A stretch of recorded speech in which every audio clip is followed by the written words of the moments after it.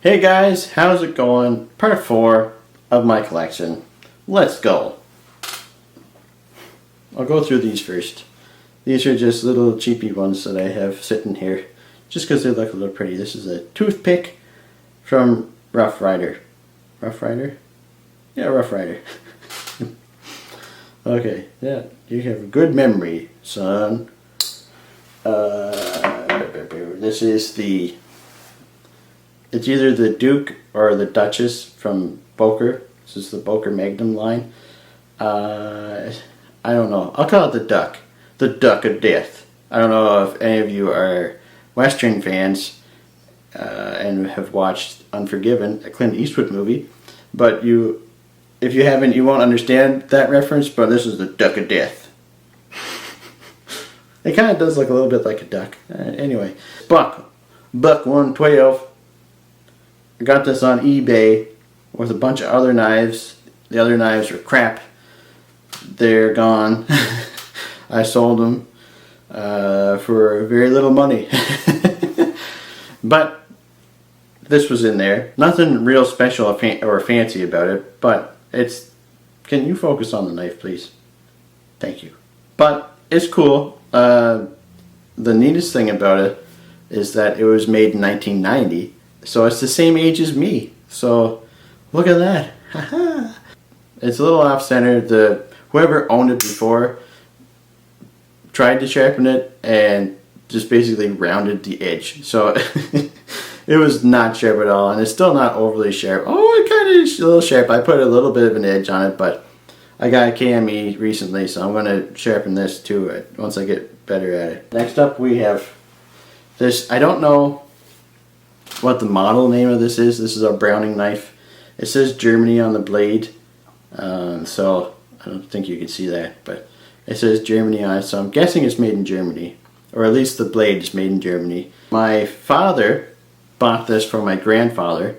As you can see, there's quite a bit of use in the... Can you focus? Thank you. Quite a bit of use on this. It was it's been sharpened quite a bit. This was my grandfather's, one of his hunting knives. And then once he got too old to hunt and he didn't need a knife anymore, well, he didn't get too old to hunt, he went blind. So it's hard to hunt when you're blind. I'm sure you could, but he was quite old. So he gave it back to my father, and then my father kept this for a while, and then he didn't need a knife. He had other knives, he didn't need this one. And it meant a lot that it was to him that it was his father's. And so he wanted me to have it, so he gave it to me. So he gave this to me back before I really had any kind of knife collection. I wasn't into knives at all at that point. So I got it. I was like, oh, that's cool. Like, you know, it was my grandfather's. That's awesome. So I just kind of put it in a little, had like a little chest. Another person, my uncle made this like wooden, like treasure chest looking thing. So I put it in that. That's where I put all my little knickknacks and stuff. So it sat in that for quite a while. And then when I got into knives, then I appreciated it more. So I should look up some information on this. If any of you guys know anything about this knife, here I'll do a little zoom in on this. Oh, I touched the button. What did I do? I touched the screen. I don't know what happened. There, let's see if I can. Hopefully I didn't mess anything up. But is that going to show up? I don't know. So I don't think that's going to show up enough. I apologize. I may just edit this out because it's not working. Yeah, it's hard to see it. Anyways, if you guys recognize this knife, if it can focus on the knife and not my mouth, there you go. If you guys recognize this and can tell me anything about it, that would be muchly appreciated. Then I've got... Oh my goodness, that's got pretty strong back spring on it, which is good. This Rough Rider Reserve 0000002. This little Rough Rider Reserve knife. Pretty nice knife. I've never carried it. I should carry it because it would be quite useful, I'm sure. And then I have this Swiss Army knife that I've had for a very, very long time. I don't know what kind of model it is. There's like 13 tools or something. I don't know if that's a cadet. I don't know anything about Swiss Army knives. They're kind of boring to me. Sorry, but they are. And look in the drawer here. Now I'm going into, oh no, I've got some other knives here. So then I've got this MKM. I don't know the name of this knife. I might edit in the name. I might not. But anyway, this little lad comes in this cool little pocket sheath with a magnetic thing.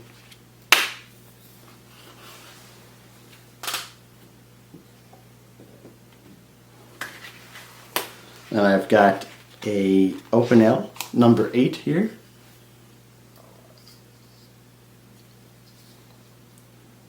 I've honestly never used this yet, but I should carry it and use it. Maybe do a little video on, because I'm used to like modern knives, so maybe carry something a little bit more traditional for like a something or other, I don't know. And then we have this. This is a custom knife by Michael Morris. This has highly polished micarta scales in like a deep red, burgundy type of color. And then the blade, I'll zoom in so you can see the blade, is made out of a file. So that's pretty cool. And it's black. So I find the black looks, I don't always like a black knife, like a black blade on a knife, but it looks pretty cool. Looks pretty badass. And then when you close it, it's got like a bottle opener on it. So that's pretty cool.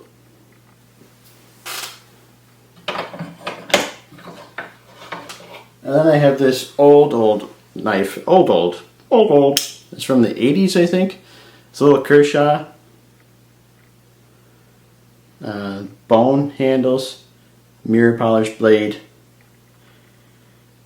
It says USA on this side, and it says Japan on this side, so I'm not sure if it's made in USA or Japan, but it is an old knife. And see this little like wheel part here? You turn that, and that's what closes and opens the blade, and it locks in place. So that's pretty cool. Different. I really like this. I carried it a couple times, and then I was like, are you crazy?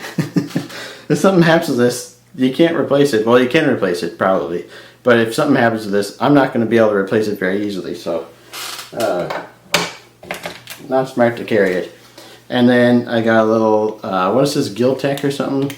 One of these little box cutter things in a leather slip, I guess you'd call it. From CSI Leatherworks, or Leathercrafts. CSI Leathercraft, yeah. Okay, I'll zoom in again on that logo. They're on Instagram. This was, I don't remember, $5 or $10 for this. Like, it was incredibly cheap for how well it's made. So, really cool. And if you have one of these, I highly recommend picking up, like if you have one of these Giltech knives. If that's the name, it's Giltech, is it not? I don't know. But anyways, if you have one of these knives, I highly recommend getting one of these leather slips for it, because it adds some grip here and it makes it feel a lot more comfortable in hand. Okay, so I'm going to take the protective plastic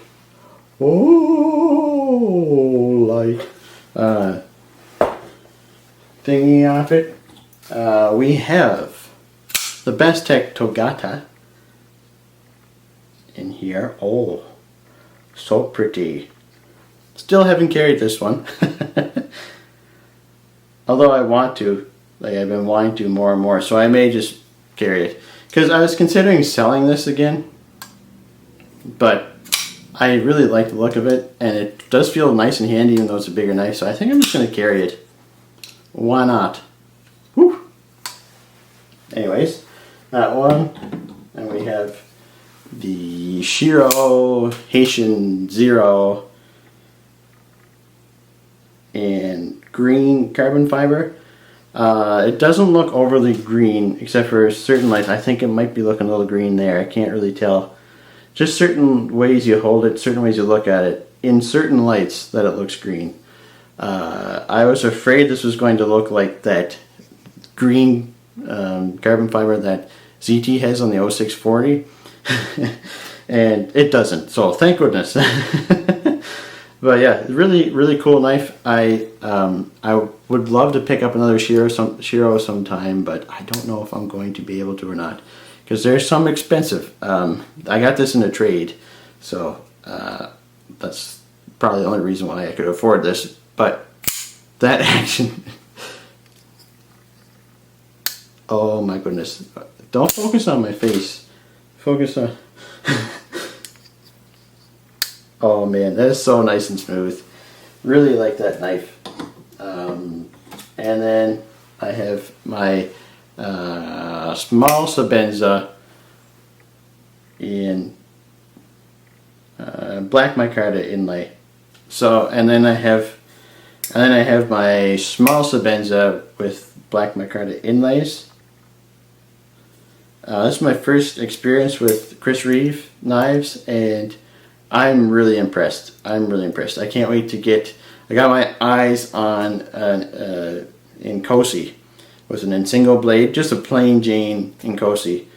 They've come up for sale in the secondary up here a couple times, but I just haven't had the money for them yet. But they're hard to find. Like, I guess it's just like a rare version of the knife, maybe, because I can't find them except for those 2 times, and maybe it was only once. I don't know, but here and gone. So anyways, really nice knife, and it also doubles as, you know, if you have any small children at home or babies or whatever, it doubles as a baby rattle. You just cut the lanyard off and you got yourself a baby rattle.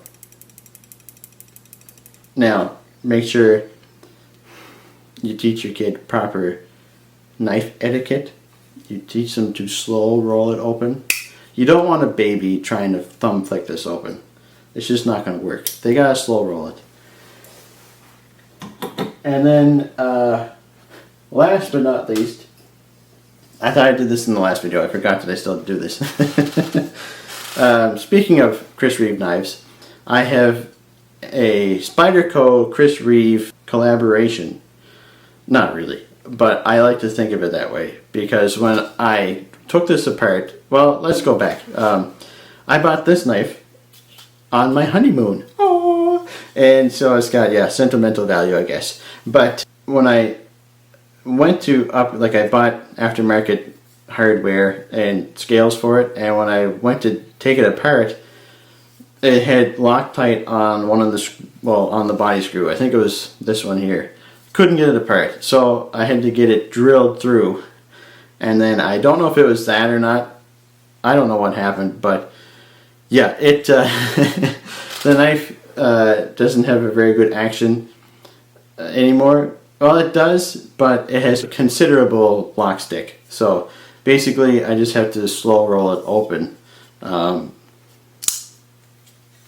then, you know, yeah. Which kind of sucks, because it's fun to reverse flick one of these knives, but and it could when I first got it, but yeah, I just have to do the slow roll with it, which is fine. It's super smooth. It should be if it's on bearings, right? But it does look awful pretty if it would focus on the knife. Come on. Come on.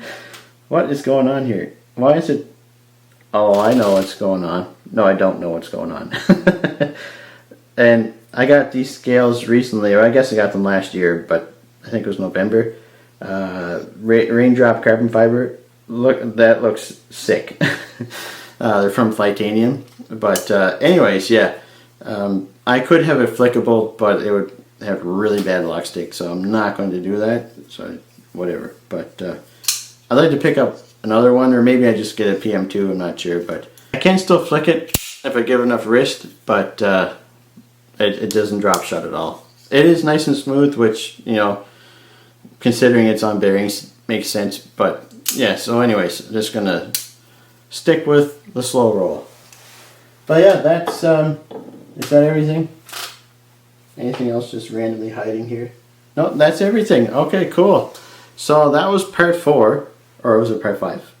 I don't remember where I'm at. I think it was part 4. Part 4, sure. Thank you so much for watching. Take care.